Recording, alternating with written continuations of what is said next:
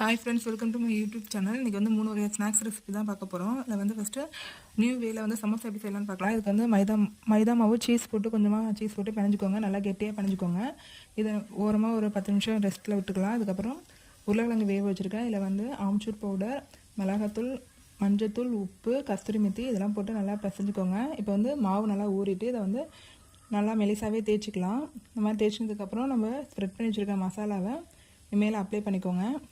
இந்த மாதிரி அப்ளை பண்ணிட்டு எல்லா பக்கமும் ஸ்ப்ரெட் பண்ணி வச்சுக்கிட்டு அதுமாரி இன்னொரு சப்பாத்தி இதே மாதிரி தேய்ச்சி நம்ம இந்த மாதிரி மேலே வச்சுக்கோங்க. இந்த மாதிரி வச்சதுக்கப்புறம் நம்ம இதை வந்து ஸ்கொயர் ஷேப்பில் கட் பண்ணி எடுத்திங்கன்னா அதுக்கப்புறம் இதுக்கு வந்து ஒரு நியூ ஷேப் கொடுப்போம்.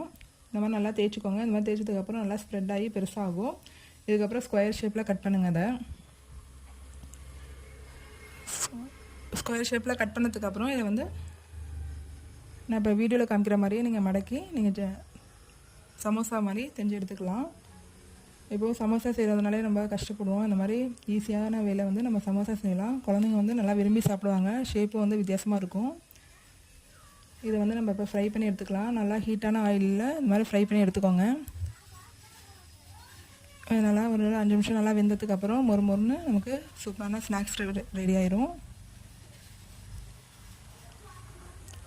இப்போ நல்லா கிரிப்ஸியான சமோசா ரெடி ஆயிடுச்சு. நெக்ஸ்ட்டு வந்து அடுத்த ஸ்நாக்ஸ் பார்ப்போம். இப்போ மிளகா பஜ்ஜி தான் போட போகிறேன். மிளகாவை வந்து எப்போவுமே முழுசாக போடாமல் இது வந்து நம்ம வந்து இது மாதிரி கட் பண்ணி போட்டால் நமக்கு வந்து நல்லாயிருக்கும். உள்ளே வந்து மசாலாலாம் போய் நல்லாயிருக்கும். முழுசாக போட்டிங்கன்னா உள்ளே வேகாமல் நல்லா இருக்காது. அதனால் வந்து இது மாதிரி கட் பண்ணி எடுத்துக்கோங்க. அதுக்கப்புறம் பஜ்ஜி மாவு எப்போவும் கரைக்கிற மாதிரி நல்லா கொஞ்சம் திக்காக கரைச்சிக்கோங்க. அதுக்கப்புறம் நல்லா சூடான எண்ணெயில் இந்த மாதிரி போட்டு எடுத்திங்கன்னா நமக்கு வந்து மிளகா பஜ்ஜி வந்து கிடைக்கும். இதில் வந்து ஸ்டஃபிங்லேயும் பண்ணுவாங்க. அதில் வந்து உள்ளே வந்து மசாலாலாம் ஸ்டஃப் பண்ணி நம்ம வந்து செய்யலாம். நான் வந்து இப்போ சிம்பிளாக தான் செஞ்சு காமிச்சிருக்கேன். இப்போ வந்து மிளகா பஜ்ஜி நல்லா ரெடி ஆகிட்டு, பஜ்ஜிக்கு மாவு வந்து எப்போவுமே கொஞ்சம் கெட்டியான பதத்தில் பிணைஞ்சால் தான் நமக்கு வந்து இந்த மாதிரி உப்பெல்லாம் கிடைக்கும். சாஃப்டாக ஸ்பாஞ்சியாக பாசிப்பருப்பு பணியாரம் எப்படி செய்யலான்னு பார்க்கலாம். இதை செஞ்சு கொடுத்தீங்கன்னா உங்கள் குழந்தைங்க கேட்குறதே மறந்துடுவாங்க. இதே செஞ்சு கொடுங்கன்னு கேட்பாங்க. எப்படி செய்யலான்னு பார்க்கலாம் வாங்க. இதுக்கு வந்து பாசிப்பருப்பு வந்து 2 ஹவர்ஸ் வந்து சோக் பண்ணி எடுத்து வச்சுக்கோங்க. இந்த மாதிரி ஊறினதுக்கப்புறம் இதை வந்து கிரைண்டரில் அரைங்க. மிக்சியில் எப்போவுமே அரைக்காதீங்க. கிரைண்டரில் அரைச்சா தான் வந்து இந்த மாதிரி பஞ்சு மாதிரி சாஃப்டாக நமக்கு கிடைக்கும்.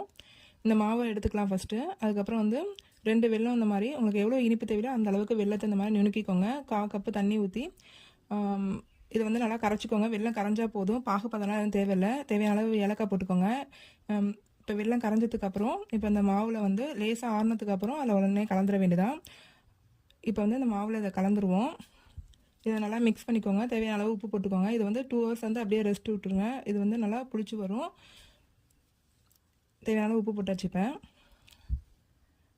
இப்போ வந்து 2 ஹவர்ஸ்க்கு அப்புறம் எடுத்து காமிக்கிறேன் பாருங்கள். இந்த அளவுக்கு புளிச்சு வந்திருக்கு. உப்பையும் நல்லா மேலே வந்திருக்கு. இப்போ மாவும் கீழே வந்து வெல்லம் தண்ணி இருக்கும். இது ரெண்டையும் நல்லா வந்து மிக்ஸ் பண்ணிக்கோங்க. பணியாரக்கல்லில் வந்து கீழே நல்லா எண்ணெய் ஊற்றிக்கோங்க.